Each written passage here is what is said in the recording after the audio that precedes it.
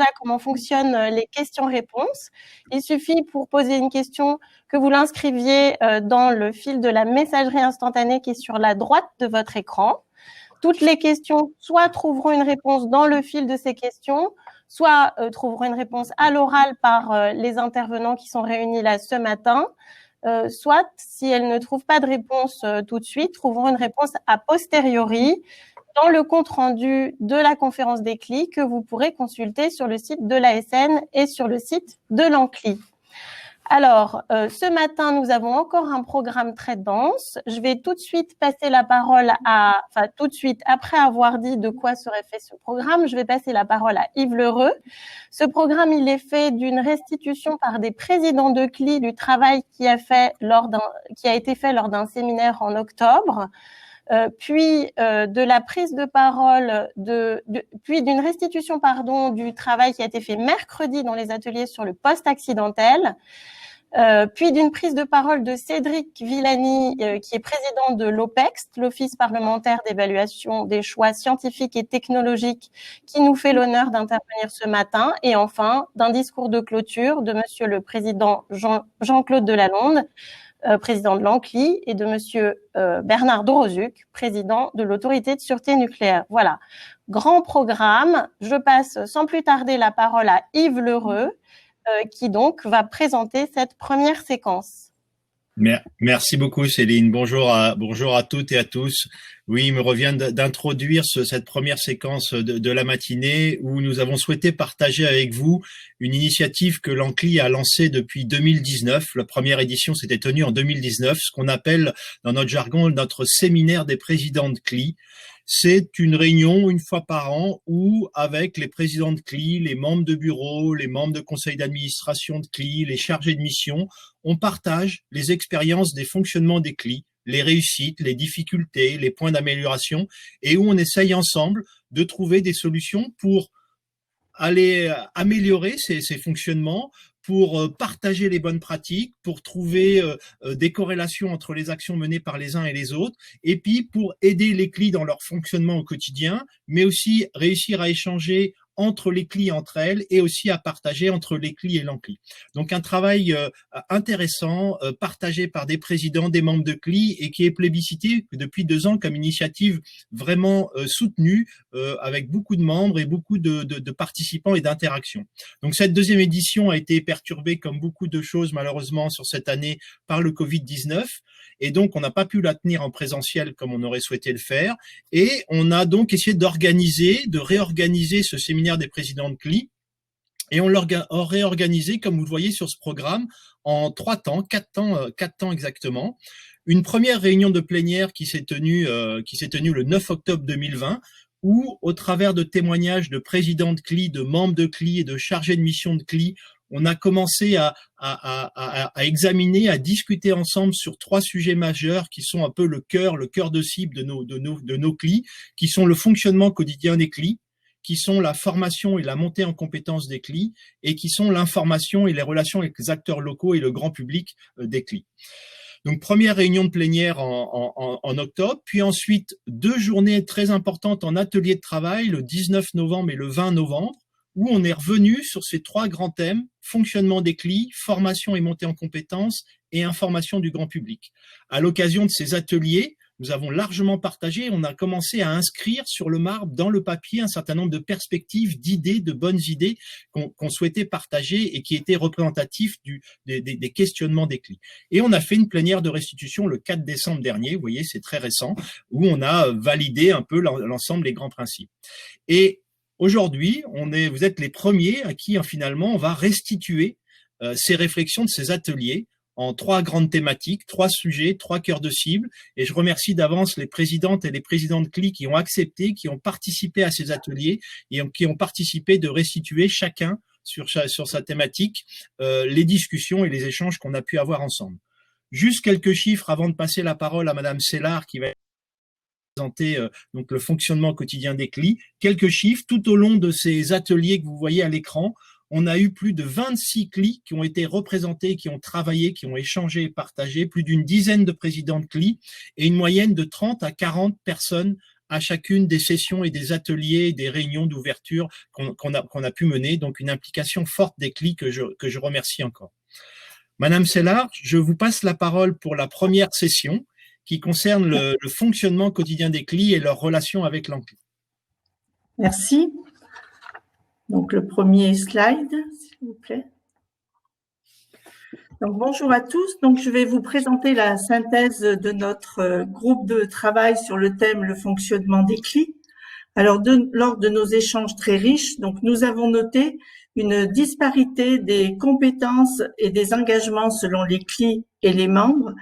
Et cette disparité s'accroît aussi avec l'augmentation du périmètre d'intervention des CLI puisqu'il est passé de 10 à 20 km. Un point qui est ressorti aussi de nombreuses fois et de façon très forte concerne le fonctionnement du couple chargé de mission chargé de mission et président, excusez-moi. Donc, ce couple est déterminant. Mais nous avons pu noter une grande disparité en temps de travail du chargé de mission auprès des CLI. Ce temps de travail peut varier d'un temps plein à un temps très partiel. Nous avons également évoqué la qualité du fonctionnement des CLI. Cette qualité, elle est également très dépendante des relations avec l'exploitant, avec l'ANCLI, avec l'ASN, l'IRSN et le conseil départemental lorsqu'il lui est associé pour les CLI qui sont en régie. Et désormais aussi avec les ARS. Et tout cela, je veux dire, ces bonnes relations ont des incidences sur le travail des CLI et leur action. Nous avons échangé également sur les avantages et les inconvénients des statuts des CLI qui ont fait l'objet d'échanges comparatifs sur leur fonctionnement, sur leur budget, sur leur souplesse budgétaire. Donc, les statuts des CLI qui sont soit associatifs, soit en régie départementale. Lors de nos échanges, nous avons également identifié les facteurs de succès qui peuvent favoriser le bon fonctionnement des CLI. Nous avons noté l'intérêt des réunions intercli pour partager des problématiques communes ou pour échanger sur des pratiques. Nous avons noté que plusieurs territoires les organisent, pas forcément chaque année, c'est le cas des CLI du Sud-Est où nous nous retrouvons tous les 2 ans. L'effort de l'ANCLI pour maintenir et soutenir le lien entre les CLI et avec l'ANCLI durant la crise sanitaire, y compris la mise en place d'outils numériques. L'utilisation de ces outils numériques nous a permis justement tous ces groupes de travail, ces rencontres, et il a même été proposé qu'il serait intéressant qu'on puisse les maintenir tout au long de l'année pour pouvoir échanger et se rencontrer plus souvent. Nous avons également noté l'intérêt du travail en petits groupes pour faire progresser les échanges, notamment sur des thèmes précis et en présence d'experts. Nous avons noté aussi l'importance des temps informels pour faire vivre les relations et la convivialité entre les membres des CLI. Malheureusement, cette année, comme nous avons beaucoup travaillé en visio, ça a été moins facile parce que ces temps informels, on les retrouve surtout quand on est dans des réunions en présentiel. Donc, nous avons également travaillé sur les voies d'amélioration prioritaires concernant le fonctionnement de nos CLI. Donc, nous avons pointé l'échange concernant le partage des bonnes pratiques, où il est important justement de souligner, de maintenir les réunions intercli et les réunions avec l'ANCLI. Concernant les chargés de mission, il serait important de viser le temps plein lorsque cela est possible et soutenir la formation justement aussi de ces chargés de mission. Et enfin, concernant l'information, qui est un point aussi très très important, la circulation de l'information est importante, et notamment entre l'exploitant et la CLI dans son ensemble. Cela pourra améliorer, je veux dire, la transmission sur les événements, sur les procédures qui concernent le public et qui portent sur l'activité du CNPE. Par exemple, il y a l'enquête publique sur les conduites de rejet des effluents de la centrale du Blayais. Cela peut être aussi, je veux dire, des choses très différentes. Il peut y avoir l'organisation de visites pour les nouveaux membres élus des CLI du site du CNPE. Ça peut être la mise en place des groupes de travail élargis avec différents partenaires. Par exemple, sur le CNPE de Saint-Alban, nous avons un travail important avec l'IRSN sur 3 ans, portant sur une enquête environnementale autour du site. Et là, nous avons, je veux dire, inclus à la fois nos partenaires, mais également impliqué des familles, des exploitants agricoles, des maraîchers, des producteurs de fruits, des associations locales, que ce soit les pêcheurs, les chasseurs, etc. Et tout cela nous permet, je veux dire, de mobiliser beaucoup plus de personnes.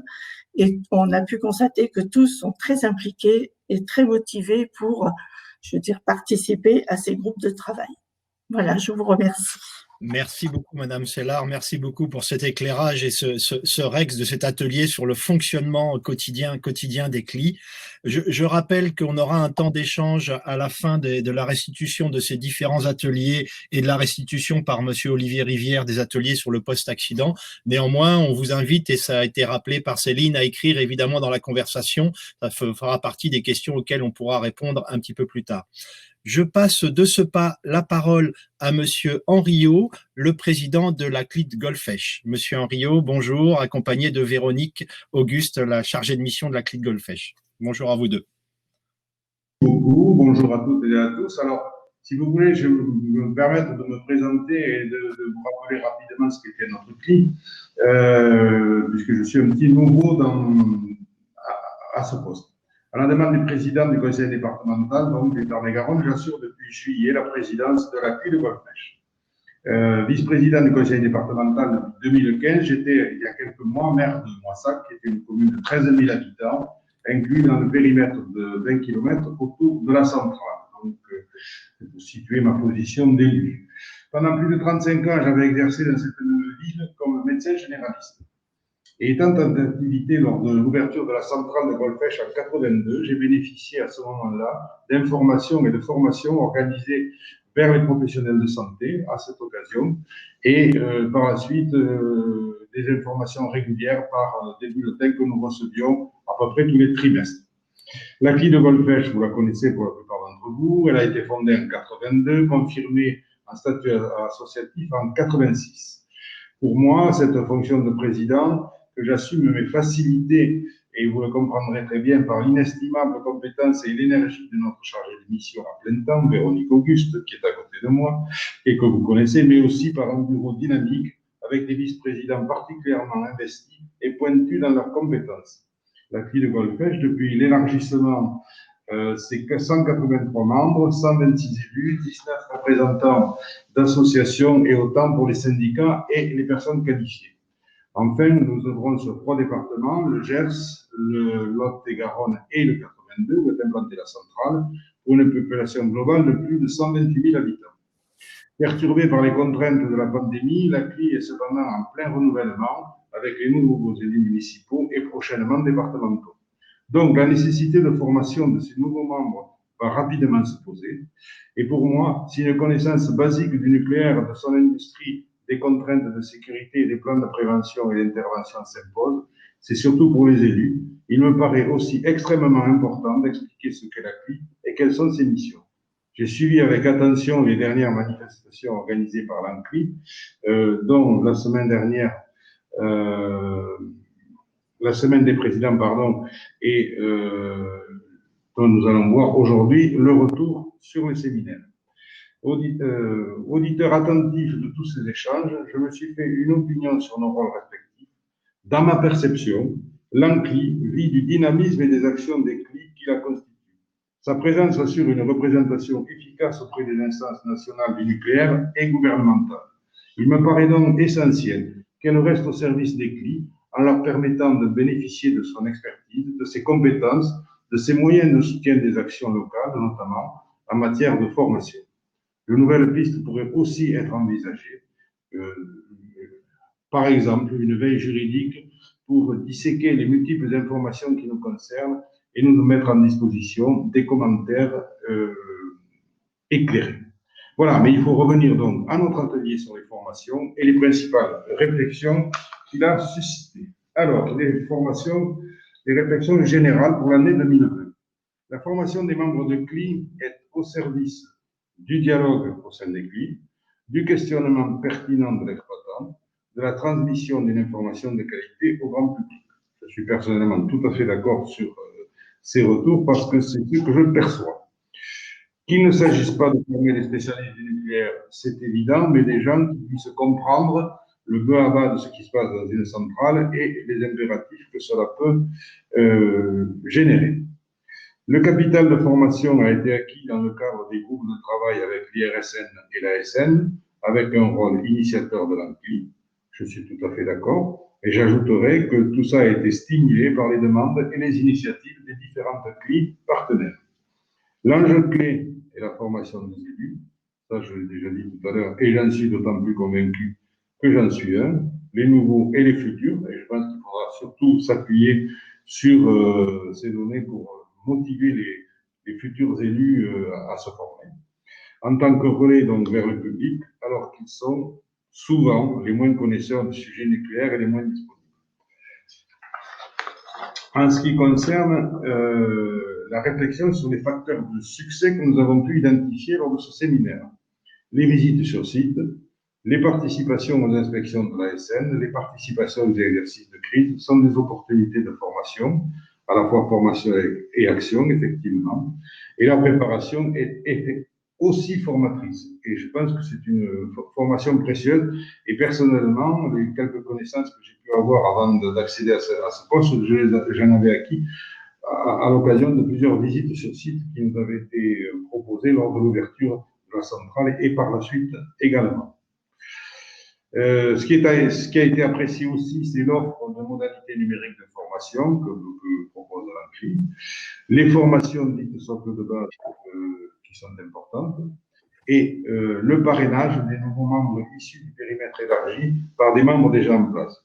Ça, je pense que c'est important.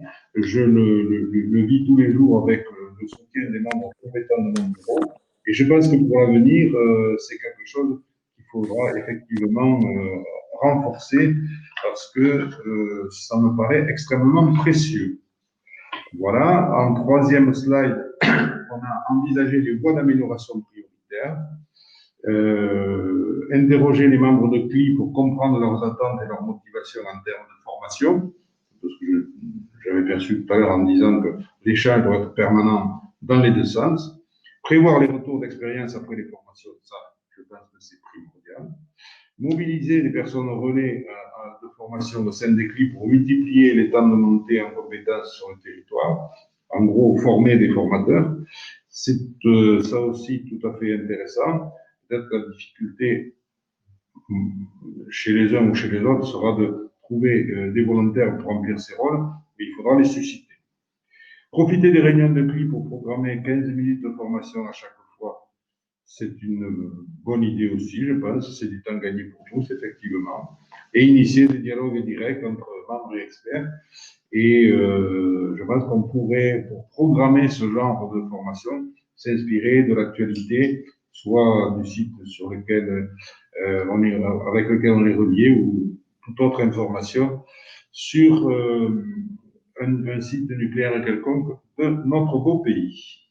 Adapter les formations aux catégories de membres, les membres de bureau, les formations envisagées lors des assemblées plénières, différencier selon la distance au CNPE. Enfin, personnellement, je vois pas terriblement d'intérêt parce qu'à partir du moment où on est dans un périmètre, je pense qu'on est tous concernés de la même manière, mais ça, c'est mon appréciation personnelle. Voilà, et la dernière voie d'amélioration qu'on avait envisagée, c'est voir comment accompagner les élus dans la rédaction des plans communaux de sauvegarde.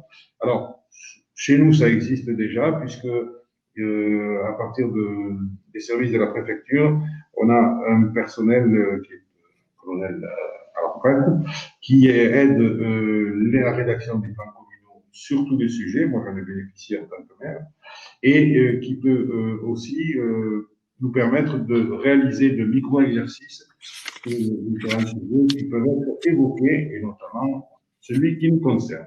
Voilà les choses importantes que je voulais vous restituer aujourd'hui, et merci de votre écoute.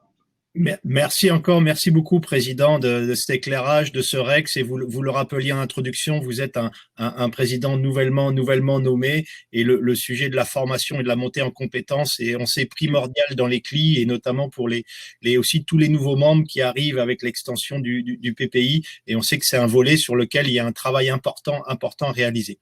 Je passe la parole maintenant à Rachel Zirovnik, la présidente de la CLI de Cattenom, sur le volet information et relations avec le public. Rachel, la parole est à toi. Merci Yves, bonjour à toutes et à tous, merci de m'accueillir.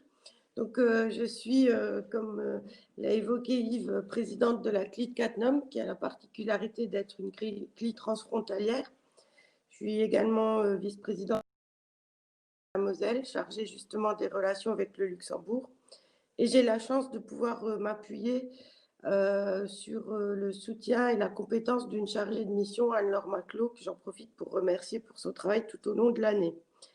Voilà, donc je suis en charge aujourd'hui de vous présenter le bilan des travaux que nous avons pu mener au niveau de la conférence des présidents concernant la formation.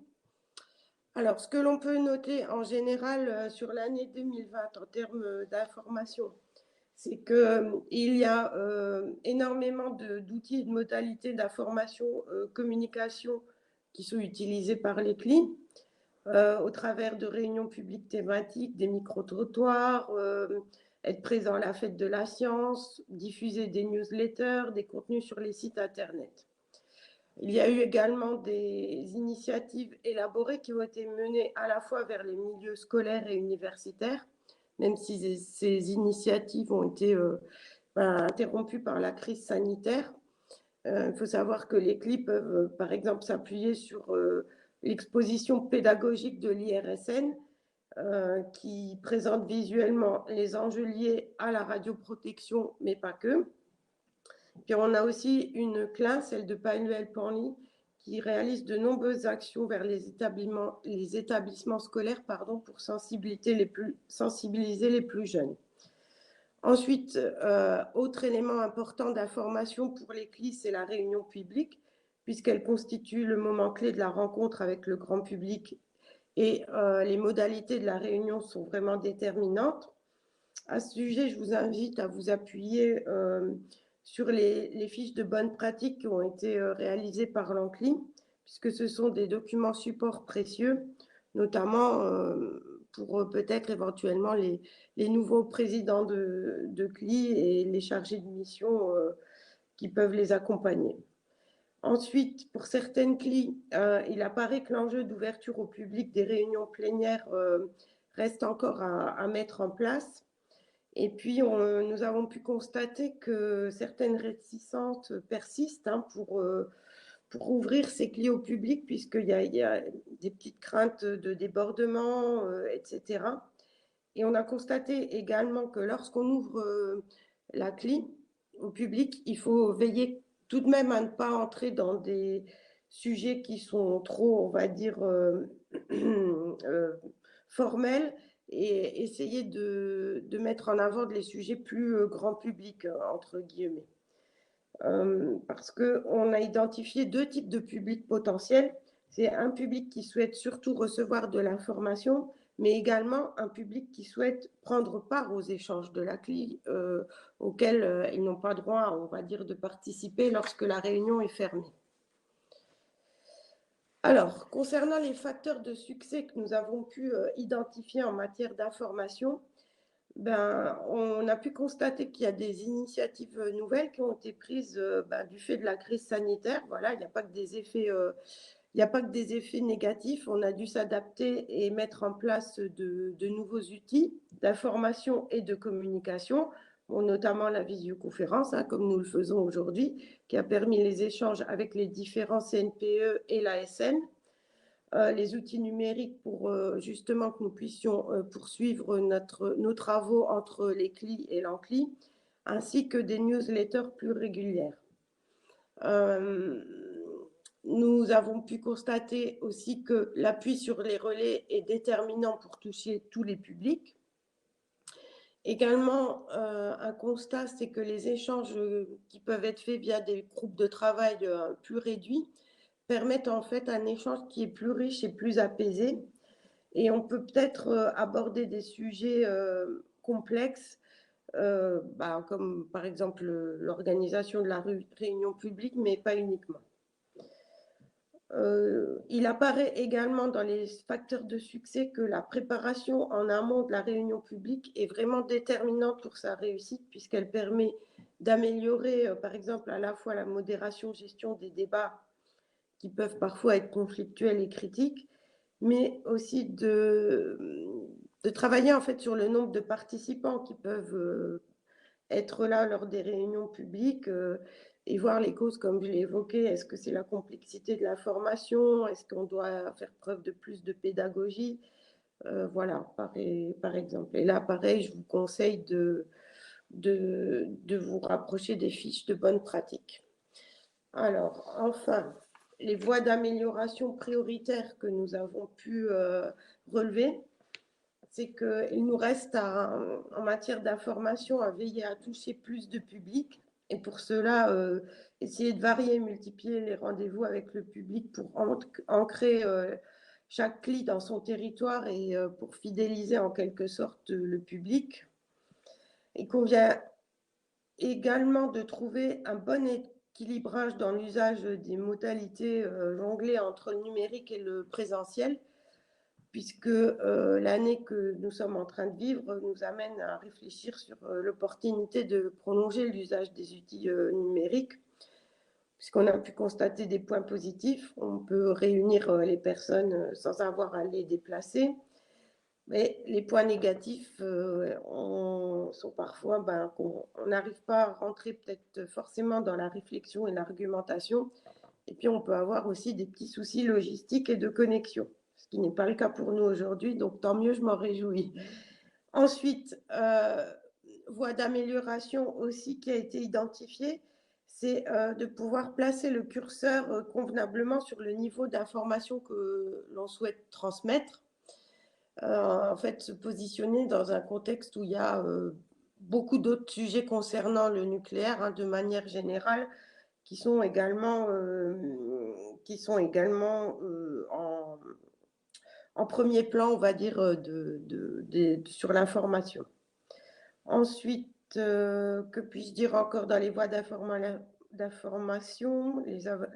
L'amélioration, c'est travailler sur les modalités de participation lors des réunions publiques pour les rendre plus attractives et également plus apaisées. Et enfin, avancer sur l'information vers les EPCI, notamment là depuis qu'on a élargi le périmètre, et puis travailler vers les publics transfrontaliers, améliorer nos voies de communication, d'échange. Et là, je vous renvoie vers le livre blanc à ce sujet qui a été fait par le travail des CLI transfrontalières et l'ANCLI. Je vous remercie. Merci beaucoup, Rachel, pour cet éclairage également sur un volet important. Une mission importante des CLI, le volet information, relation avec les acteurs locaux, relation avec le grand public. Et toi, en tant que présidente d'une CLI transfrontalière, tu sais que c'est d'autant plus important avec la proximité de pays voisins. Je sais que la CLI de CatNom que tu présides traduit par exemple en allemand l'ensemble de ces documents lors de ces réunions plénières, et ce qui permet de les partager avec le grand public et les pays voisins. Merci vraiment, merci aux présidentes et aux présidents d'avoir fait ce REX de notre séminaire des présidents de CLI. Je repasse la parole à Céline pour la suite de cette matinée, mais je remercie encore vraiment d'avoir participé activement à ce séminaire qui produit des recommandations et des pistes d'amélioration qu'on pourra, j'espère, mettre en place rapidement dans les années à venir. Merci encore, Madame Sellard, merci Madame Zirovnik et merci encore Monsieur Henriot. Céline, c'est à toi. Merci beaucoup. Je ne sais pas si vous m'entendez bien. C'est bon, donc nous avons récupéré le son. Alors, sans plus tarder, parce qu'on a déjà pris un tout petit peu de retard et tout retard pris est pris sur le temps des questions-réponses. Donc, je vais passer la parole à Olivier Rivière, qui est directeur à l'Autorité de sûreté nucléaire de la Direction de l'environnement et des situations d'urgence et qui va nous résumer, ça va être une gageure, résumer en quelques minutes l'ensemble des travaux qui ont été menés ce mercredi dans 4 ateliers différents sur le post-accidentel. Olivier Rivière, à toi la parole.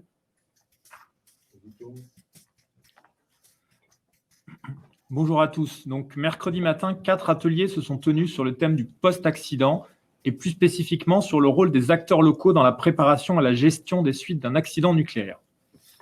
Alors, le premier constat est que ces ateliers ont suscité un intérêt fort de la part des participants.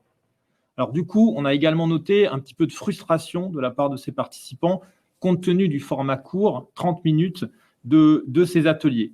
Alors, les contraintes d'organisation expliquent cela, mais les échanges sur ce sujet, importants du point de vue de l'ASN, ne doivent pas se limiter à cela et nous encourageons la poursuite de ces échanges dans d'autres lieux, par exemple au sein des communes, au sein des CLI et également au sein du CODIRPA, le comité directeur pour la gestion de la phase post-accidentelle, qui vise à co-construire de manière pluraliste les mesures de gestion de cette phase post-accidentelle. En lien avec les travaux du CODIRPA, le premier atelier a réfléchi sur la façon dont les acteurs locaux pouvaient et devaient être impliqués à froid, en amont de la crise, pour réfléchir à la façon dont seraient gérés de manière concrète les déchets et la réduction de la contamination environnementale. Le second atelier, quant à lui, s'est posé la question de la façon dont ces acteurs locaux pourraient être impliqués pendant la crise pour gérer justement cette phase post-accident. Alors, tout d'abord, ces 2 ateliers se sont posé la question de savoir qui étaient ces fameux acteurs locaux. Et de manière intéressante, dans les 2 ateliers, sans qu'il y ait eu de concertation, les mêmes catégories d'acteurs ont été identifiées comme incontournables. Il s'agit des élus, des CLI, des professionnels de santé et du monde éducatif. En effet, ce sont des catégories d'acteurs qui répondent aux besoins d'information, et j'ajouterai de formation également pour le monde de l'éducation, donc des acteurs qui répondent aux besoins d'information de la population. Il est également ressorti que ces acteurs doivent être formés préalablement pour assurer le rôle qu'on attend d'eux et associés à la définition des mesures qui seraient prises suite à un accident nucléaire. Donc, c'est tout à fait cohérent que finalement, on ait retrouvé les mêmes catégories d'acteurs incontournables sur les phases de préparation et de gestion de la phase post-accidentelle. Alors, j'ajouterais que ces 2 thématiques, l'association des acteurs locaux et l'implication des acteurs locaux pendant le post-accident, font partie des travaux du CODIRPA pour les années à venir, avec des groupes de réflexion dédiés, dont un est copiloté par l'ANCLI, que je remercie au passage de son soutien. Ensuite, les 2 autres ateliers ont été l'occasion de partager des initiatives locales menées dans les CLI et de partager également les enseignements qui ont été tirés en vue de mener des démarches similaires ensuite sur d'autres territoires. La première initiative consistait en une réflexion de territoire menée par la CLIN du Blayais sur le post-accident. Elle a illustré la nécessité de poursuivre le travail fait en matière de sensibilisation au post-accident et elle a également été l'occasion d'aborder les difficultés à mener ce débat sur le post-accident dans un contexte où les enjeux pouvaient être variés au sein des différentes communes d'un même territoire. Les propositions de cet atelier vont dans le sens d'un renforcement de la culture de précaution préalablement à l'accident et parmi ces propositions, on retiendra l'adoption d'une approche multirisque pour parler de la gestion post-accidentelle d'un accident nucléaire et également le partage de témoignages de personnes qui ont subi des accidents, que ce soit, et pas uniquement dans le domaine nucléaire, mais également dans le domaine industriel, dans le domaine des risques naturels. La seconde initiative était une démarche menée par la CLI de Cadarache qui, grâce à des outils cartographiques qui permettaient de croiser les informations sur les scénarios d'accident avec les enjeux des territoires, a cherché à sensibiliser les élus locaux au post-accident. Donc cette démarche est extrêmement intéressante parce qu'elle fait le lien entre la doctrine nationale en matière de gestion post-accidentelle et les enjeux concrets locaux sur le terrain.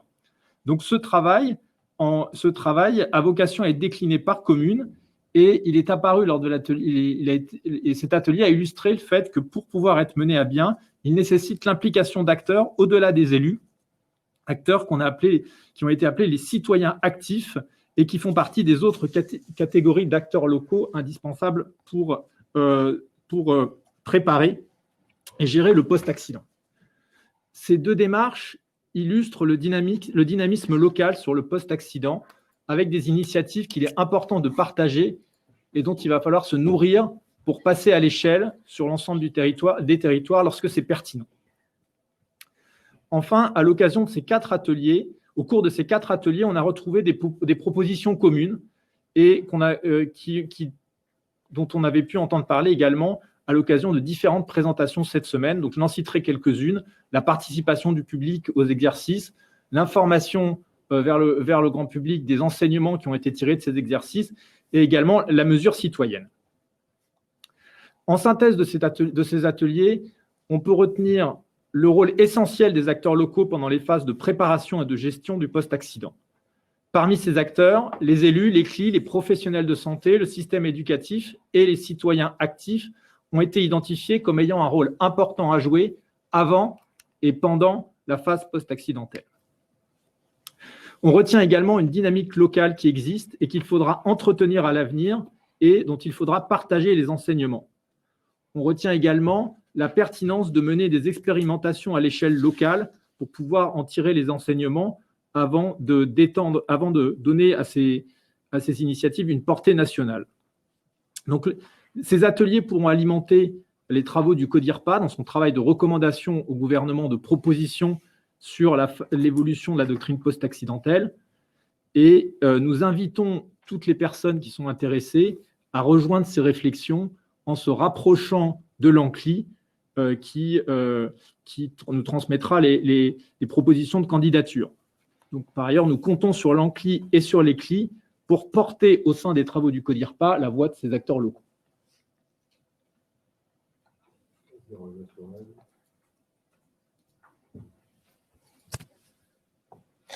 Merci Olivier. Alors les premières questions n'en sont pas, ce sont plutôt des réactions et des réactions auxquelles je vous propose à votre tour peut-être de réagir pour les présidents qui sont restés avec nous sur la scène.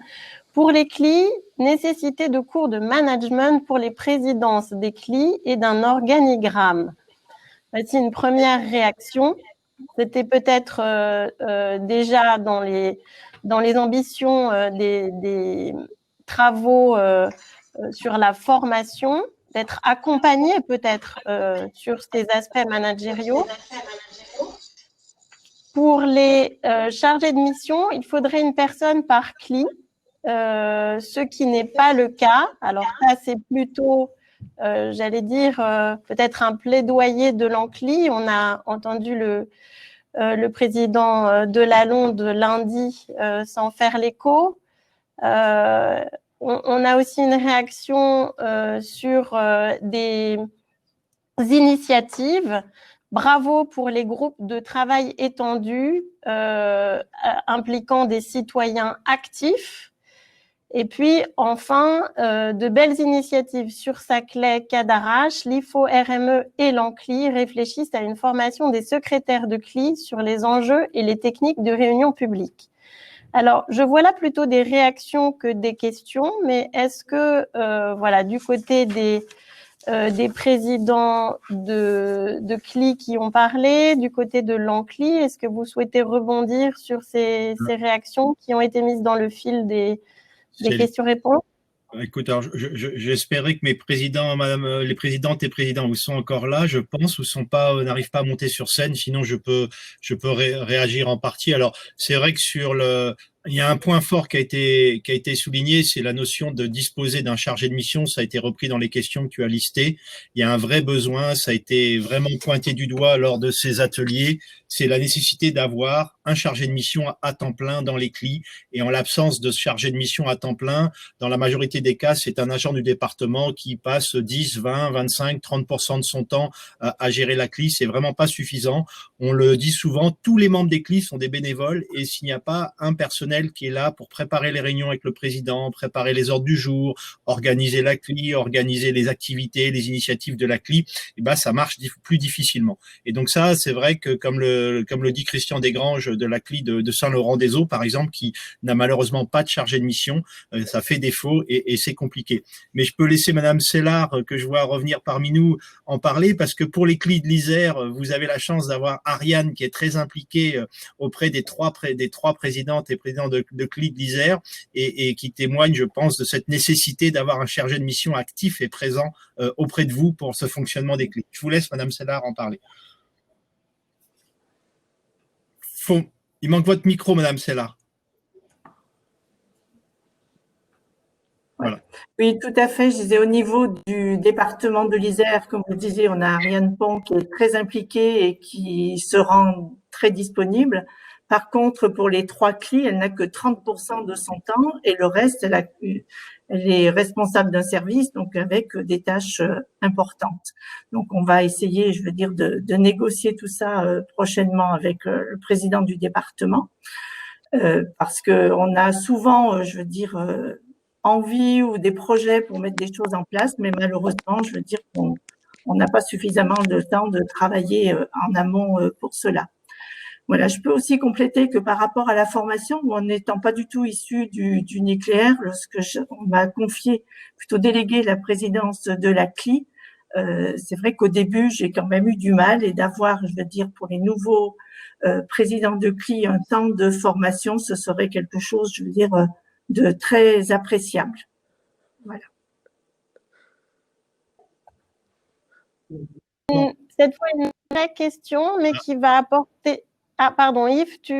Non, je voulais juste passer la parole à Monsieur Henriot, voir si, par rapport au questions, s'il voulait réagir aussi sur ce volet-là. Tout à fait, puisque nous avons la chance d'avoir une chargée de mission à temps complet, qui a quand même énormément de travail, et les contacts que j'ai pu prendre avec les élus, notamment du Lot-et-Garonne, mais aussi du Gers, qui sont maintenant inclus dans le périmètre, se sont faits dans le sens de leur demander éventuellement une aide complémentaire en personnel, là, plutôt à temps partiel, pour seconder Véronique, qui a énormément de travail, surtout depuis l'extension du périmètre de la CLI. Donc, si je comprends bien, à Golfech, nous sommes relativement favorisés, mais on va quand même pas se contenter de ça si on peut aller de l'avant. Voilà. Merci bien, Monsieur Henriot. Céline, je te laisse reprendre le fil des questions, peut-être. Oui, merci. Alors, une question un peu plus large sur l'information au public. Le commentaire met certainement, mais il faut bien identifier son besoin qui peut être multiple, comprendre le poids du nucléaire dans l'autonomie énergique du pays, point d'interrogation, comprendre ou apprendre la notion du risque versus avantage. Comprendre la notion du risque, ça c'est sûr. Alors, c'est effectivement ce qui a beaucoup été débattu mercredi. Est-ce que l'un d'entre vous voit depuis sa CLI le besoin d'information se porter plutôt sur un sujet ou plutôt sur un autre? Est-ce que vous souhaitez réagir? Je dois juste préciser que nous ont rejoint Monsieur Régis Clément d'EDF et Monsieur Dominique Guillotot d'Orano, qui sont aussi, comme lundi d'ailleurs, prêts à répondre à des questions qui s'adresseraient cette fois plutôt à l'exploitant qu'aux présidents de CLI qui sont autour de la table. Voilà. Est-ce que sur ce besoin d'information, est-ce que vous-même, vous l'avez qualifié localement? Oui. Ah. Oui, nous vous écoutons, Monsieur Henriot. Oui, juste parce que un des premiers retours de besoin d'information que j'ai pu identifier en prenant ma fonction, mais qui venait de mes comment dirais-je, de mes responsabilités d'élu aussi, c'est la demande du public. C'est un sujet qu'on n'a pas abordé, mais dont je sais qu'il est prégnant. La demande du public vis-à-vis de la distribution des compléments.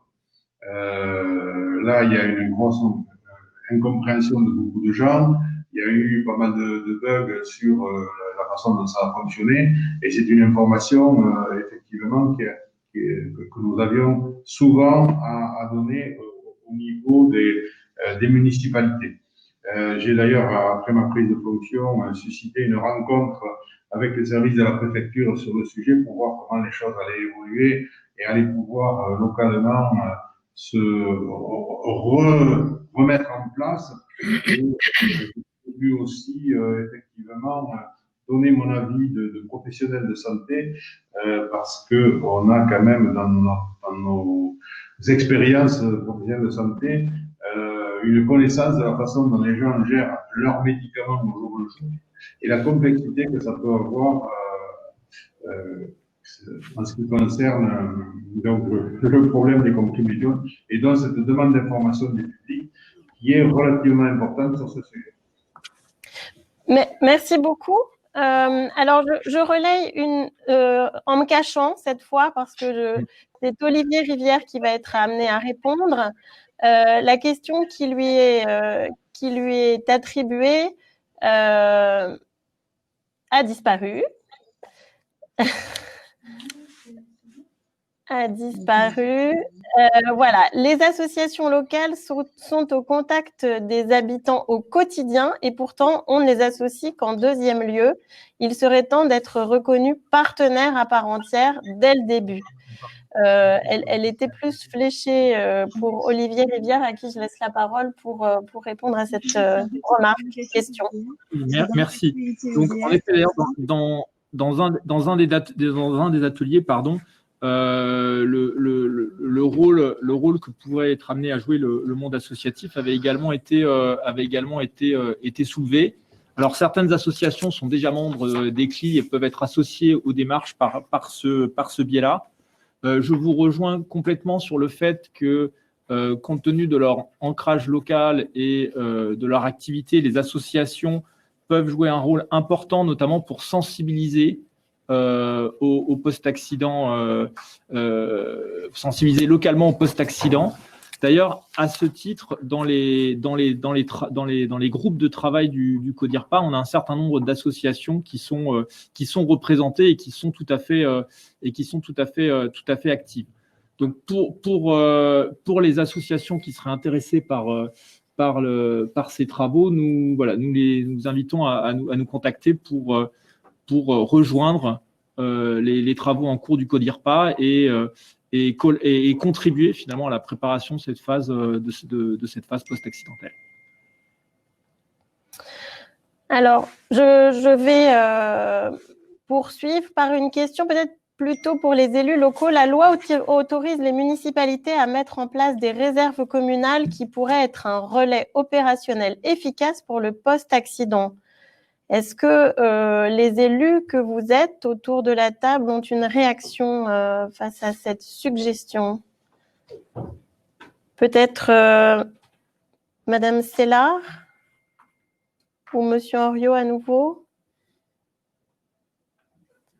Madame Sellard, que nous n'entendons pas. C'est mon micro pourtant ouvert. Oui, c'est bon.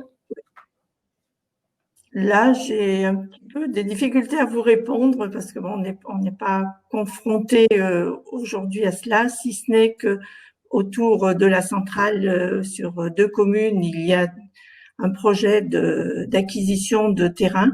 Voilà, on en est là aujourd'hui. C'est quelque chose que l'on suit, mais on n'est pas très avancé là-dessus. Oui, alors, moi, sur la réflexion là-dessus, effectivement, parmi les pistes qu'on peut envisager, il y a certainement cette possibilité de mobiliser les collectivités, notamment les mairies, puisque, comme je le disais tout à l'heure, il y a beaucoup de demandes qui arrivent directement en mairie sur ce genre de sujet.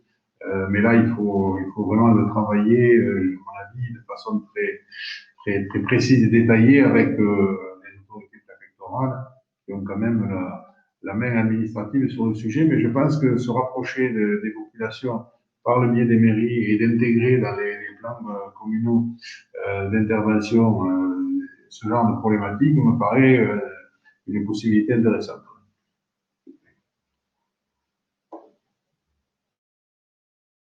Alors là aussi, peut-être pour votre réaction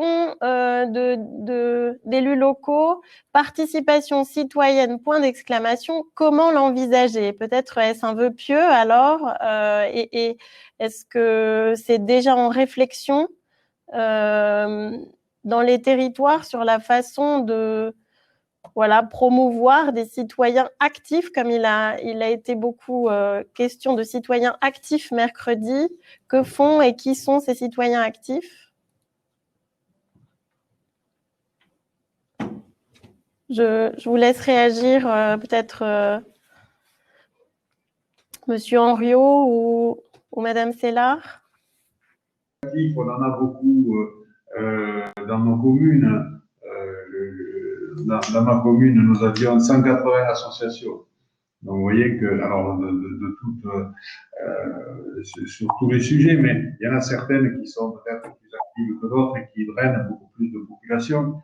Et j'avoue que pendant le temps de mon mandat, le sujet particulier de la centrale et du nucléaire n'est pas venu sur le tapis.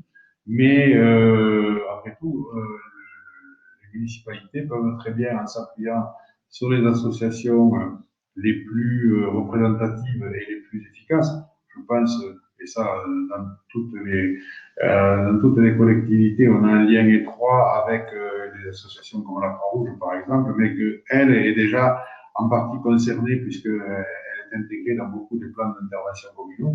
Mais il y a d'autres associations, notamment sportives, sur lesquelles on pourrait s'appuyer pour informer la population et avoir des retours. Ça, c'est pas impossible, mais il faut vraiment le travailler, le mettre en place et motiver les gens.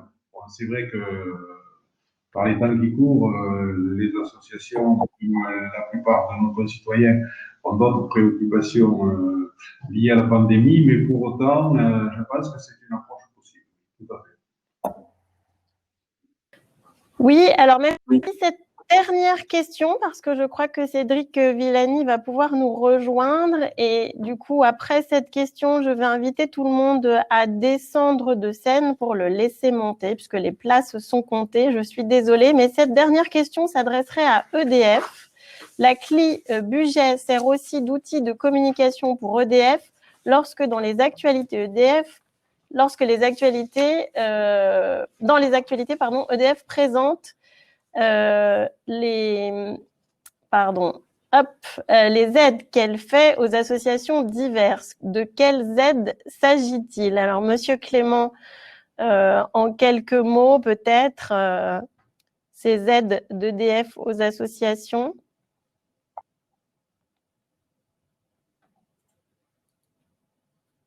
Pour l'instant, on ne vous entend pas, Monsieur Clément.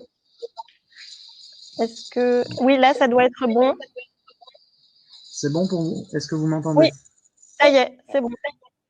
Donc, bonjour à toutes et à tous. Alors, pour redonner un petit peu de cadre, globalement, sur chaque CNPE, chaque centrale met en œuvre localement une aide à des associations selon 3 axes, la préservation de l'environnement, la solidarité et le sport.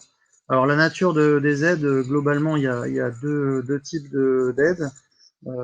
Première aide, c'est des sollicitations qu'on reçoit sur chacune de nos centrales de financement.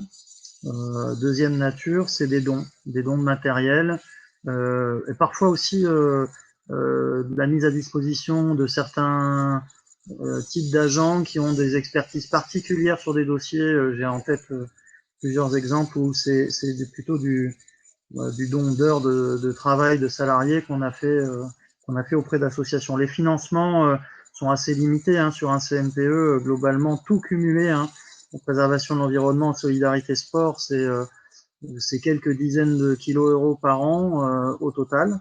Et on a plutôt un axe aujourd'hui qui est très tourné autour du don. Alors après, ces partenariats en général avec les associations, on les valorise et dans le cadre des CLI plus spécifiquement autour des associations en lien avec la préservation de l'environnement. Voilà. J'ai aussi en tête le partenariat qu'on a avec l'ONF. Enfin voilà, il y a des opérations qui sont vraiment parfois à l'échelle nationale avec l'ONF, c'est une démarche nationale. sais pas si ça a répondu à la question. Peut-être j'en profite peut-être pour rebondir sur un autre point qui était un des derniers points évoqués sur l'information et la mobilisation du réseau associatif. Juste pour signaler aussi que beaucoup de nos salariés localement sont évidemment très impliqués dans l'associatif local et aussi dans les conseils municipaux. Donc il y a aussi un croisement, je dirais, lié à cette forte mobilisation. Voilà, les salariés des centrales sont aussi des citoyens eux-mêmes investis dans le réseau associatif et les conseils municipaux. Donc on a nous aussi un travail particulier avec ces salariés qu'on identifie sur chacune des centrales et qui ont une implication plus particulière dans la vie locale. Donc c'est aussi des relais, je pense, utiles pour les CLI.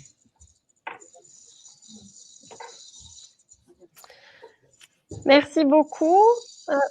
Alors, l'audition parlementaire qui retient Monsieur Villani actuellement touche à sa fin, me dit-on. Je vais en profiter pour vérifier que la technique nous sert bien, pour remercier tous les présidents de CLI qui sont intervenus ce matin, remercier Yves de son relais, remercier Monsieur Clément et Monsieur Guillotot de nous avoir rejoints pour répondre aux questions, et puis inviter Monsieur Delalonde à monter sur scène et inviter également Monsieur Dorozuc à monter sur scène, puisque nous arrivons à la dernière partie de cette conférence des CLI, de cette 32e et assez funambulesque d'un vue technologique conférence des CLI cette année.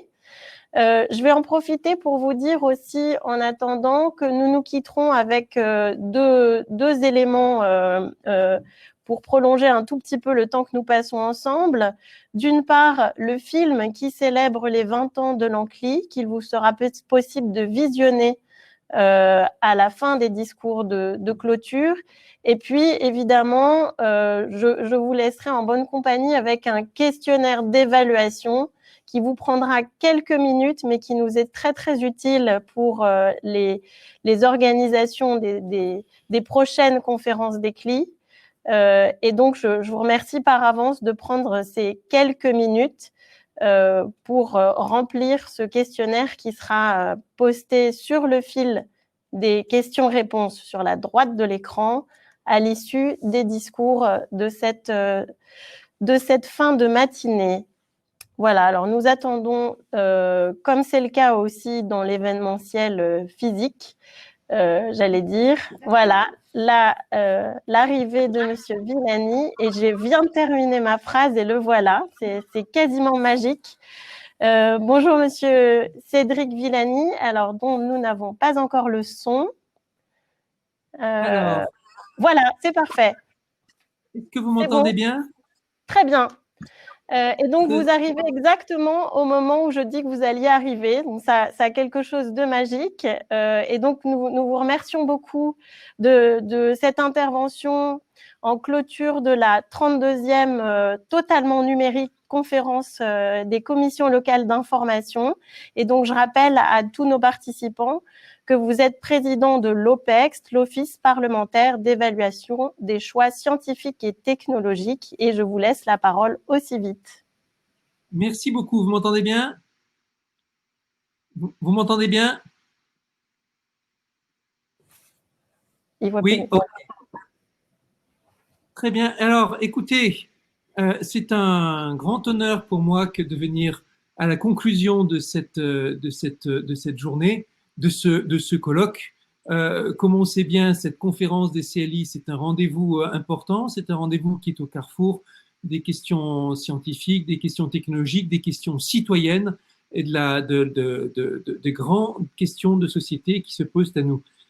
L'OPEX, Office parlementaire d'évaluation des choix scientifiques et technologiques, je le rappelle, est un organisme bicaméral, 18 députés, 18 sénateurs, fondé dans les années 80 précisément pour motivé par la question nucléaire.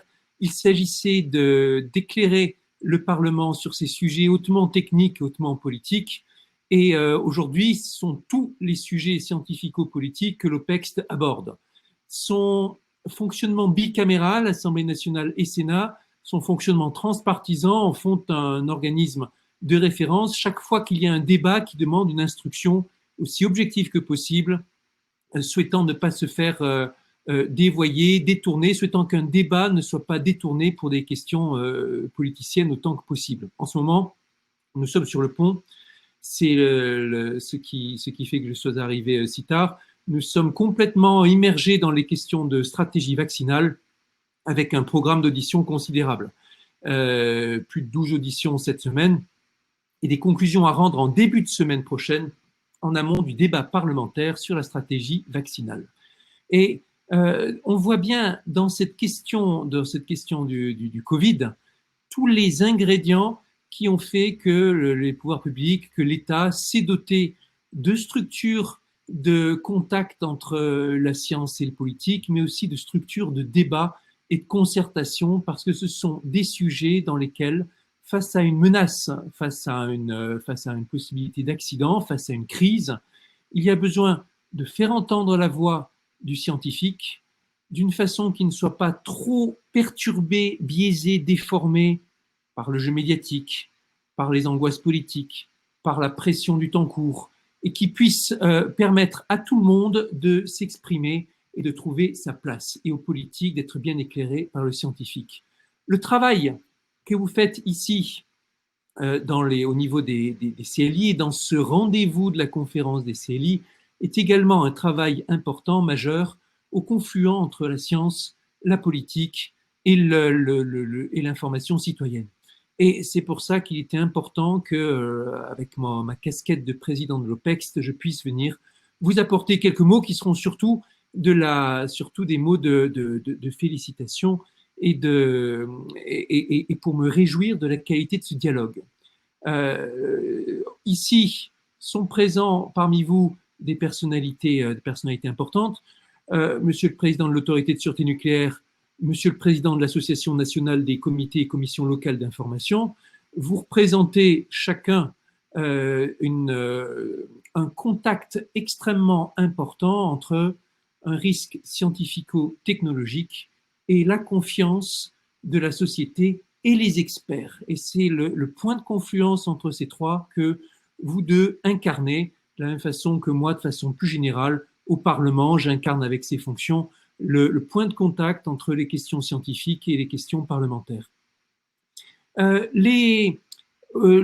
les députés et sénateurs de l'Office parlementaire d'évaluation des choix scientifiques et technologiques, ou l'OPEX, sont conscients et ont tous eu à un moment ou à un autre à avoir un contact avec la qualité de la contribution, aussi bien des CLI que de la NCCLI à la sûreté nucléaire dans notre pays. Et les maîtres mots qui ont été les vôtres toujours, transparence, information du public, au plus près des installations, sont des recettes qui sont fondamentales pour la suite. On le sait, vos missions ont été définies initialement en 2006, c'était la loi relative à la transparence et à la sécurité en matière nucléaire. 9 ans plus tard, il y avait la loi de transition énergétique pour une croissance verte, et ça a été l'occasion pour vous de renforcer les obligations d'information des CLI par les exploitants, de renforcer vos pouvoirs. Cette extension du rôle marque bien la reconnaissance par le Parlement de l'importance de votre action. Le format que vous avez, au-delà de ces améliorations, est resté plus ou moins le même que celui qui était défini par la loi de 2006, ce qui montre qu'il y avait une loi bien pensée, avec la mise en œuvre d'institutions qui fondées sur les bons principes pour faire face aux défis. Je vais ajouter que nous sommes dans une actualité sur les questions qui vous intéressent très intense à plusieurs titres. Premièrement, nous avons eu abondance ces derniers temps de questions complexes liées au nucléaire et ça s'est reflété dans les sujets que nous avons eus en audition. Il y a eu tous les débats sur l'EPR de Flamanville, ça a été un ensemble de questions à répétition avec des auditions délicates dans laquelle, Monsieur le Président de Ressouk, on a pu vous voir à l'œuvre extrêmement actif, engagé et très, très attentif à votre devoir de transparence. Nous avons eu toutes les interrogations liées à l'arrêt du projet Astrid, liées à la question de la stratégie nucléaire, petits réacteurs ou grands EPR, liées aux questions tout récemment maintenant encore de fuite annoncée de documents encore au niveau de l'EPR Flamanville, et encore bien d'autres sujets qui ont été délicats, qui dans ce monde post-Fukushima nous ont rappelé à quel point ça demande beaucoup d'expertise et beaucoup de subtilité parfois, des institutions bien faites et des rouages importants, la gestion de l'énergie nucléaire. Et bien des fois, on s'est dit, dans les réunions de l'OPEX, il est important de constater que la puissance, la force de l'autorité de sûreté nucléaire joue un rôle majeur dans le fait qu'on puisse travailler sur l'exploitation de l'énergie nucléaire en France.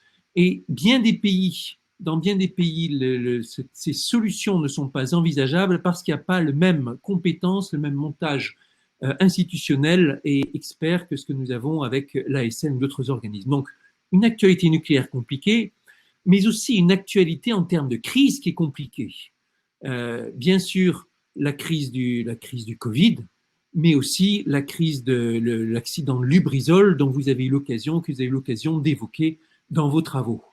Et évidemment, quand une crise se produit par rapport à tous nos concitoyens, ça évoque naturellement l'inquiétude par rapport à une éventuelle autre crise. Et c'est bien pour cela qu'il faut être, quand on s'intéresse aux questions de gestion de crise, à l'écoute, bien voir ce qui dans une crise fonctionne ou ne fonctionne pas et en tirer les conclusions pour les crises qui seront à venir éventuellement.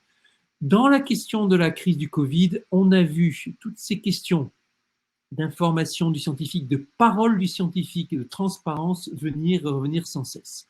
Ces derniers jours, on n'a pas arrêté d'entendre, je n'ai pas arrêté d'entendre dans les interventions l'idée selon laquelle les scientifiques devaient s'exprimer en trouvant le bon équilibre, sans se transformer sans provoquer de grands chaos médiatiques, mais en même temps en exprimant leurs certitudes et leurs doutes, chaque fois qu'ils ont des doutes, en faisant offre de transparence aussi bien sur leur propre parcours et leur lien d'intérêt que sur l'état de la réflexion scientifique, et en transposant aussi fidèlement que possible dans la sphère extérieure le doute et la dialectique saine qui sont la marque de fabrique de la science.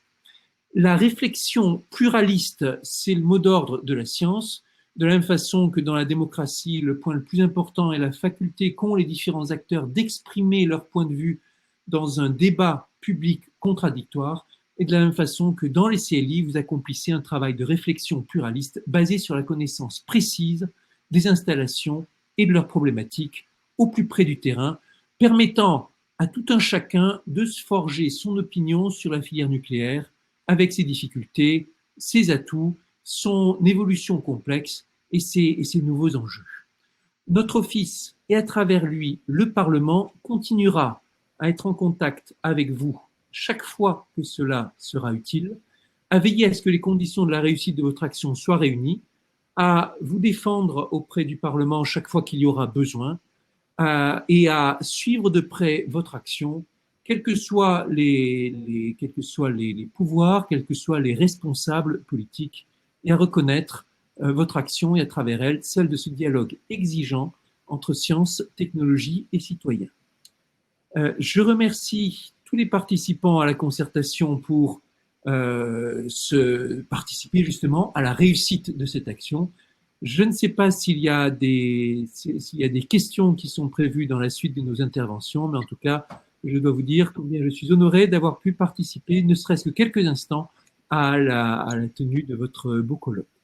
Je vous remercie beaucoup, Monsieur Villani. Alors, il n'était pas prévu de questions à ce moment-là. Il y en a eu beaucoup lors des présentations précédentes. Mais là, on était plutôt dans un moment où les présidents maintenant vont prendre la parole pour faire un peu le retour sur ce qui s'est passé cette semaine.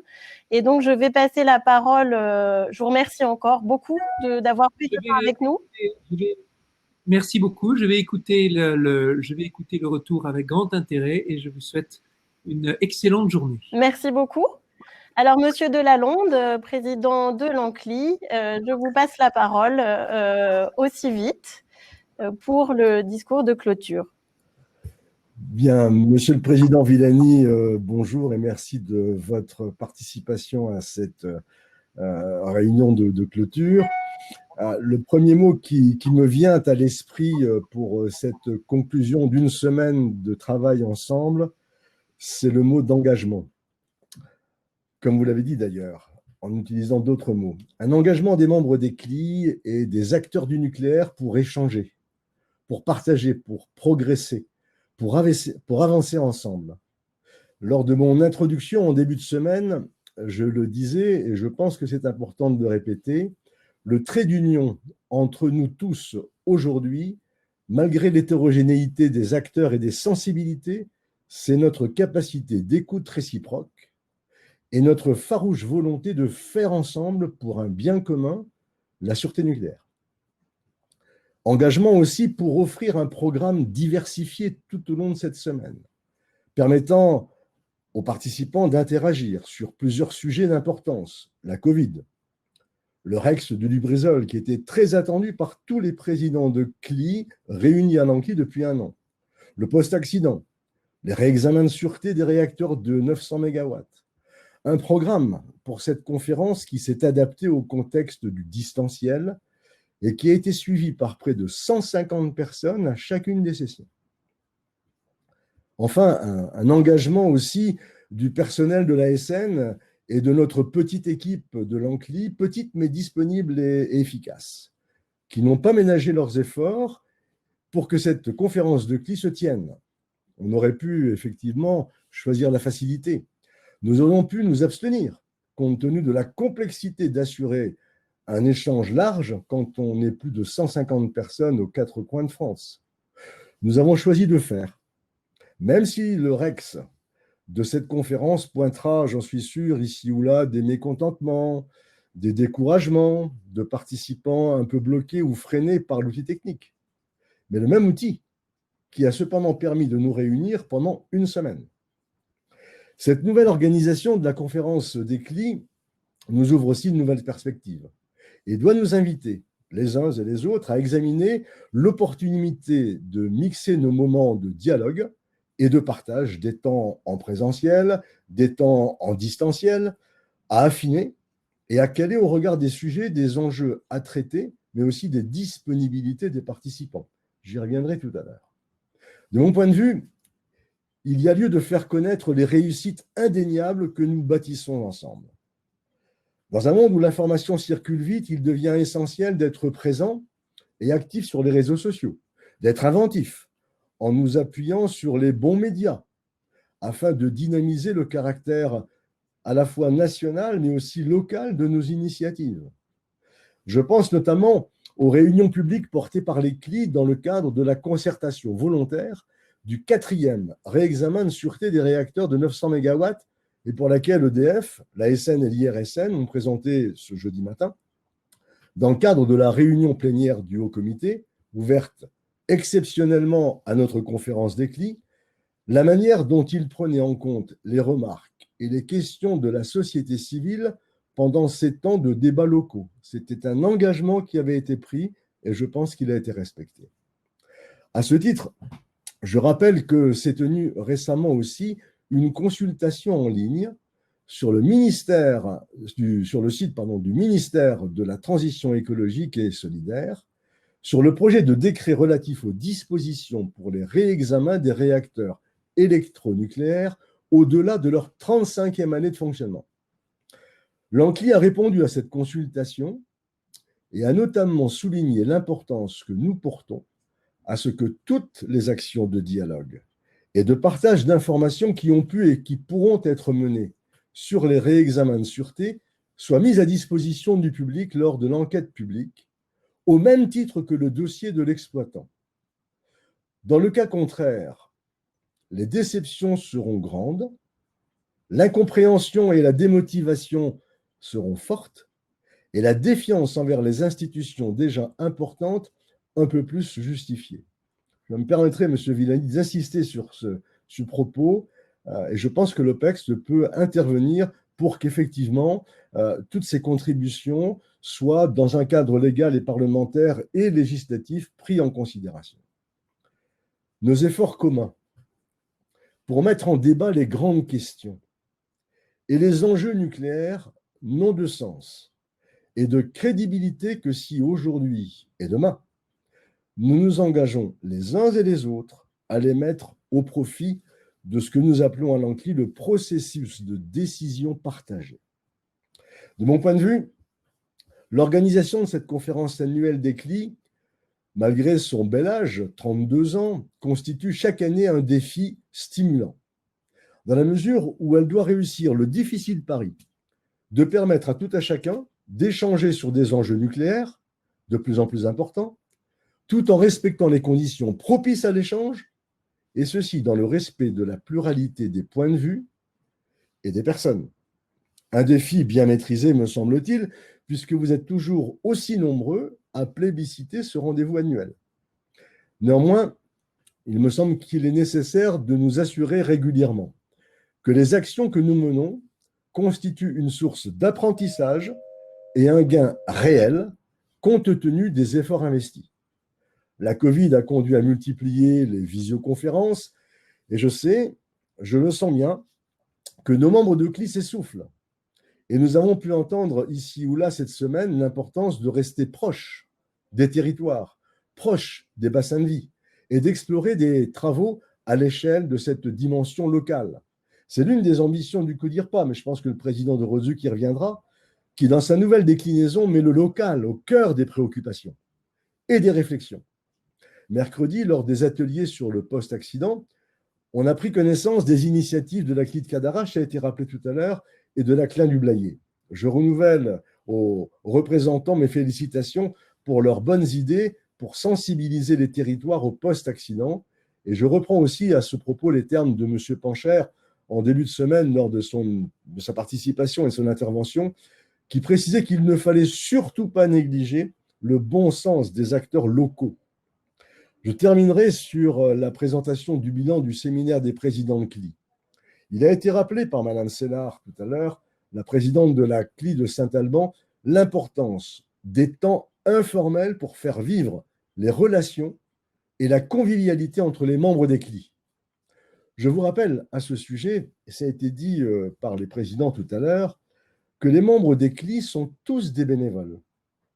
Et la vie et le dynamisme de la CLI sont certes liés à la volonté politique du conseil départemental et du président de la CLI, pour mobiliser toutes les énergies, pour répondre aux missions pour lesquelles le législateur a créé ces outils uniques au monde de démocratie participative que sont les CLI. Mais la vie et le dynamisme de la CLI sont surtout liés à l'implication des bénévoles. Et je m'appuierai encore sur le REX du séminaire des présidents de CLI pour rappeler ou signaler à ceux qui nous ont rejoints aujourd'hui et qui n'auraient pas toutes entendu ce qui a été martelé par tous les participants à ce séminaire de 3 jours sur les CLI, le fonctionnement du couple du chargé de mission et du président est déterminant. C'est le noyau dur de la CLI. C'est ce qui assure la pérennité dans le temps de la CLI et de son bon fonctionnement. Ne nous méprenons pas. Des moyens financiers, c'est bien, c'est nécessaire, et vous connaissez mon discours annuel. Nous n'avons pas suffisamment de moyens financiers, même s'ils ont été considérablement accrus au cours de ces 2 dernières années. Mais sans moyens humains, c'est sans espoir. Enfin, je souhaite vraiment souligner notre capacité commune à nous renouveler.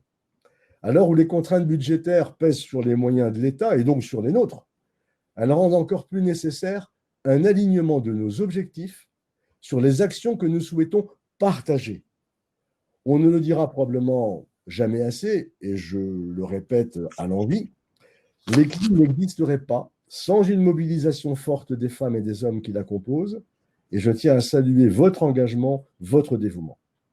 Mais ne vivons pas sur nos lauriers, même si nous avons considérablement progressé ensemble au cours de ces dernières années. Continuons à rester innovants, à rester des innovateurs, des expérimentateurs pour une société civile que nous qualifions à l'ANCLI de vigilante et constructive. La sûreté nucléaire, parlons-en. C'est le seul moyen, Monsieur le Président de Rodzuc, pour développer chez nos citoyens cette culture de prévention, de précaution indispensable et que vous rappelez souvent.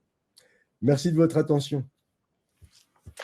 Merci, Monsieur Delalonde. Et ben voilà, vous avez vous-même passé la parole à Monsieur Dorozuc. Je le fais une nouvelle fois. Donc, le mot de la fin, Monsieur Dorozuc, président de l'Autorité de sûreté nucléaire. À vous la parole. Merci. Bonjour à tous. Je suis très heureux de vous retrouver après cette semaine exceptionnelle de conférence d'ECLI organisée pour la première fois à distance. Je tiens tout d'abord à remercier très sincèrement le président Villani de ses propos et de son soutien sur le sujet extrêmement important, crucial, de confiance en termes de sûreté nucléaire et dans les institutions qui permettent de garantir et d'assurer cette confiance.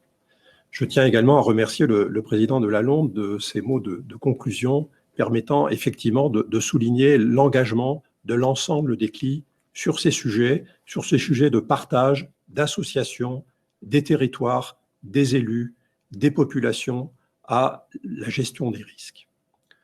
Je tiens à m'associer à leurs remerciements envers les organisateurs, les intervenants et les participants qui ont animé au cours de cette semaine exceptionnelle notre réunion de conférence des CLI. Au terme de cette première conférence organisée à distance, je voudrais, pour conclure, compléter leur message par 3 observations et exprimer 3 souhaits. Je limiterai mes observations aux discussions que nous avons eues lors de la séance d'ouverture consacrée au retour d'expérience de la crise sanitaire et aux ateliers qui ont été organisés autour des travaux du CODIRPA, qui ont été rappelés tout à l'heure. Je ne reviendrai pas sur la séance organisée par le Haut Comité sur la transparence et l'information sur la sûreté nucléaire, dont je remercie ici la présidente, qui a permis de lancer dans des conditions particulièrement transparentes et exceptionnelles, le président Delalonde vient de le rappeler, la consultation ouverte par l'ASN jusqu'au 15 janvier prochain sur son projet de décision générique relative à la poursuite d'exploitation des réacteurs de 900 MW d'EDF au-delà de leur 4e réexamen de sûreté. Cette consultation sera accompagnée d'une réunion technique organisée par l'ASN le 17 décembre prochain, ouverte à l'ensemble des CLI concernés et qui permettra à chacun de s'informer avant de faire connaître ses observations sur le projet. La première observation que je voudrais souligner de nos travaux concerne la communication en situation de crise. Les tests réalisés par les chercheurs de l'Université d'Aix-Marseille, qui nous ont été présentés lundi, ont souligné que les messages les plus efficaces en situation de crise sanitaire avaient été les messages les plus simples, qui faisaient appel à la protection de notre entourage direct, et moins ceux faisant appel au collectif, voire au civisme. Leurs travaux ont également montré que la communication ne doit pas être uniforme pour être efficace, mais qu'elle doit être modulée pour s'adresser à l'ensemble des sensibilités de chacun et pour toucher l'ensemble des catégories de la population. Et enfin, ils ont montré, et c'est ce qui me semble être le message le plus important, dont il nous faut tirer les enseignements en tant qu'acteurs publics, que la communication auprès de la population en situation de crise doit se préparer à froid et notamment être testée régulièrement en vraie grandeur auprès de la population elle-même lors d'exercices pour en mesurer l'efficacité. Plus on teste de manière indépendante l'efficacité de la communication sur le public lui-même lors d'exercices réalisés en vraie grandeur, et plus cette communication pourra être professionnelle, adaptée à la gestion de la crise et anticipée.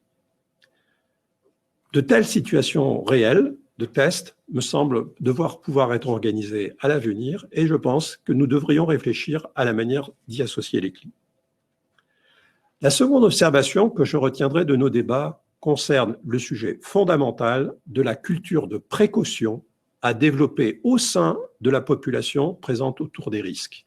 La crise sanitaire le montre, mais le retour d'expérience des crises liées aux risques industriels, aux risques naturels, montre qu'il existe dans la population française un certain déficit de culture de précaution qui doit nous mobiliser tous. Il y a un consensus pour dire que ce déficit de culture de précaution est très large et concerne l'ensemble des risques que je viens d'évoquer. Le député Bertrand Plancher et moi-même avons souligné combien le développement et le maintien d'une culture de précaution au sein de la population était un socle indispensable à la gestion des crises. Les questions qui ont été soulevées au cours des ateliers sur le post-accidentel ont clairement montré, cependant, qu'il fallait différencier le travail d'acculturation à faire en amont des crises de celui qui est spécifique à réaliser en vue de la gestion de crise en aval, c'est-à-dire en vue de la gestion post-accidentelle. En amont de toute situation de crise nucléaire, le renforcement de la culture de précaution est un exercice complexe parce qu'il suscite des réticences vu les effets d'échelle géographique, les effets d'échelle de temps des phénomènes et les conséquences qui y sont associées. Les discussions au sein des ateliers ont montré qu'une approche transversale, abordant de manière intégrée l'ensemble des risques pouvant se présenter sur un territoire autour d'enjeux clairement identifiés le concernant, pouvait plus facilement être portée par les acteurs territoriaux. C'est une piste que nous devons creuser. Il me semble que cette approche intégrée d'acculturation au risque des populations riveraines pourrait vraisemblablement faire l'objet d'expérimentations menées par des CLI volontaires, avec l'appui des élus, de concert avec les autres acteurs du territoire, je pense au comité de suivi de site ou les S3PI dans le domaine du risque industriel, autour des installations Céveso par exemple, ou des directions départementales des territoires et de la mer pour ce qui concerne les risques naturels. Les résultats de ces expérimentations pourraient, de mon point de vue, être présentés à l'occasion de prochaines conférences des CLI et faire l'objet d'un retour d'expérience au sein du CODIRPA pour en tirer des recommandations en réponse au mandat que nous a confié le Premier ministre sur ce sujet. La troisième observation que je retiendrai concerne la préparation et l'association des populations à la gestion post-accidentelle. Le président de Lalonde vient de souligner encore une fois l'importance de cette association au niveau territorial. Cette préparation doit être spécifique à chaque risque donné, parce qu'elle est différente selon qu'il s'agit d'un risque nucléaire, d'un risque naturel ou d'un risque technologique. Elle peut difficilement, contrairement à la précédente, s'envisager de manière transversale. Pour le risque nucléaire, cette préparation est l'objet depuis de nombreuses années de travaux, notamment au sein du CODIRPA, et plusieurs publications sur ce sujet ont été diffusées et sont accessibles par le public. Mais combien les connaissent réellement ? Comment dépasser le cercle des initiés pour donner envie aux populations de les consulter et de se les approprier? Les ateliers organisés durant cette conférence ont montré que toutes les opportunités de faire connaître les risques et les consignes à respecter en cas d'accident doivent être exploitées. Les présidents de CLI, qui ont précédemment témoigné suite à leur séminaire, ont montré, à travers d'exemples concrets et riches, la manière d'exploiter toutes les opportunités pour mieux faire connaître les risques et les conséquences liées à des accidents. Au vu de ces débats et de ces témoignages, il me semble qu'il faut apporter une réponse à la demande d'associations plus larges exprimées par les CLI à l'élaboration des plans de protection individuelle, des PPI, ou de leur révision, qui devraient être étendus en tant que moyen complémentaire pour diffuser l'information des risques nucléaires auprès des populations et des élus.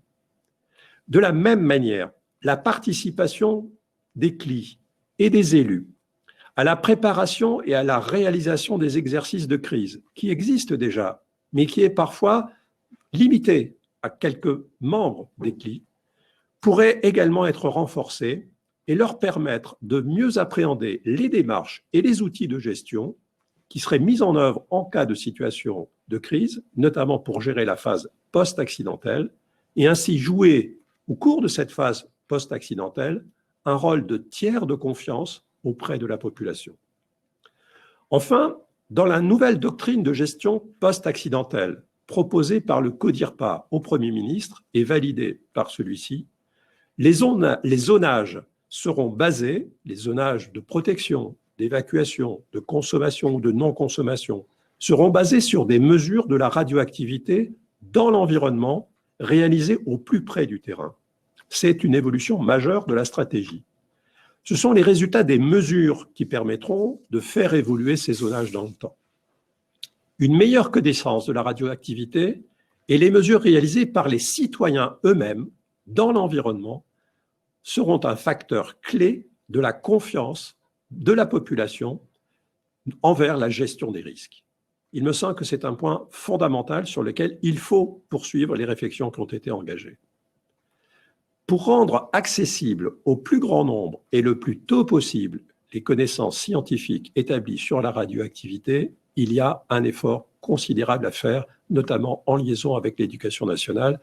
Et le président Villani a appelé tout à l'heure à l'importance de la diffusion des connaissances scientifiques. C'est tout à fait fondamental pour pouvoir asseoir sur des bases partagées et des bases objectives la connaissance sur les risques. Quels moyens mettre à la disposition des élus dans ces conditions pour leur permettre de mobiliser les populations sur les mesures leur permettant de se protéger et l'interprétation à donner à ces mesures au regard des connaissances scientifiques? Comment partager les résultats, avec quel support? Voilà, me semble-t-il, les questions qui ont été soulevées à l'occasion de notre conférence, notre 32e conférence, et qui méritent d'être étudiées dans les futurs travaux du CODIRPA en relation avec les CLI. Pour terminer, j'exprimerai 3 souhaits pour l'avenir. Tout d'abord, que notre prochaine conférence des CLI, fin 2021, puisse se tenir en présence. Malgré tous les efforts qui ont été accomplis, et j'en remercie encore les organisateurs, on voit bien que l'exercice de réunion à distance a des limites, notamment pour les moments de réunion qui supposent un véritable travail collectif, un échange, un débat avec du temps. Les réunions à distance ne favorisent pas l'intégration des nouveaux membres et l'extension du périmètre des PPI à 20 km, l'arrivée de nouveaux membres au sein des CLI, est effectivement un élément important qu'il faut prendre en compte à travers ces réunions de conférence pour intégrer les nouveaux membres. Elles nous privent, ces réunions à distance, d'un moment indispensable de convivialité pour renforcer notre communauté. C'est donc mon premier souhait.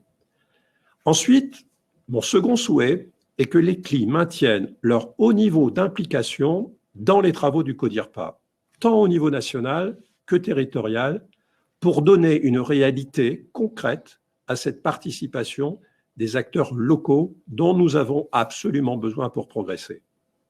Je tiens à cet égard à remercier très sincèrement le président Delalonde et Yves Lheureux pour leur implication et leur soutien dans la mobilisation des CLI et bien évidemment les CLI elles-mêmes qui s'impliquent dans les ateliers territoriaux.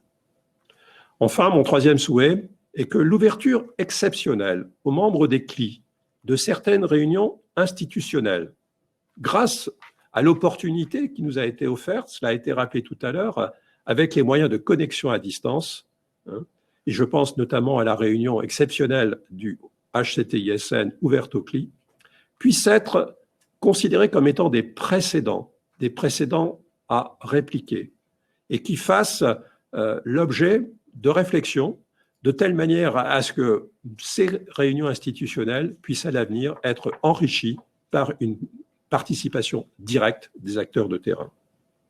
Ces ouvertures favorisent le dialogue, l'écoute, l'expression des attentes des acteurs de terrain et de la société civile, et nous en avons besoin pour conduire les politiques publiques dans les domaines des risques. Je vous remercie de votre attention et de votre participation à cette 32e conférence des CLI. Merci à tous. Merci beaucoup à tous les trois. Merci Monsieur Villani, merci Monsieur Delalonde, merci Monsieur Dorozuc. Alors je reste hors champ pour voilà, vous inviter les participants qui sont encore très nombreux en cette fin de matinée à nous quitter en témoignant de la façon dont ils ont vécu en quelques questions, ça prend quelques clics, cette conférence des CLI d'un nouveau genre, totalement à distance et totalement numérique.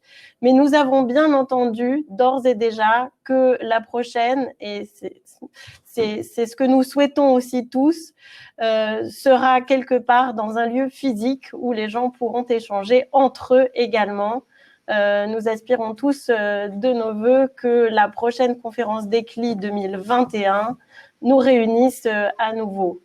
Merci beaucoup à tous les trois. Merci aux participants de remplir ce formulaire d'évaluation. Et puis, nous vous laissons en compagnie du film anniversaire de l'Ancli que vous pouvez lancer à la fin de cette session. Merci beaucoup. Au revoir.